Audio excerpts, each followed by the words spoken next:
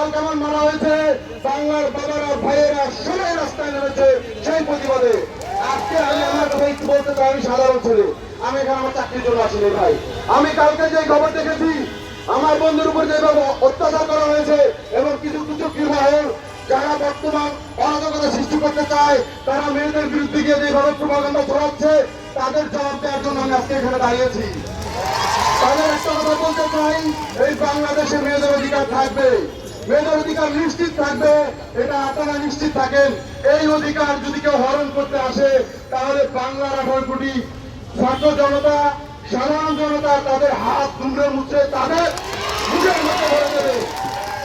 এই প্রাথমিক শিক্ষকের ক্ষেত্রেই মেয়েরা বেশি আগ্রহী, সেটা সবাই ভাই মাইন্ড করেন না, যেটা বাস্তবতা আমি বলতেছি।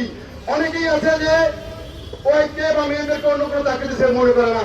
অনেক মেয়ের আছে যোগ্যতা থাকলেও অন্য চাকরিতে যেতে চায় না, তারা চিন্তা করে একটি সম্মানজনক পেশা শিক্ষকতা, এই শিক্ষকতা পেশায় তারা থাকতে চায়, নিজ গ্রাম পরিবার ফ্যামিলির সাথে থেকে এই চাকরিটা করার সুযোগ আছে, সেজন্য তারা এই চাকরিটা করতে চায়।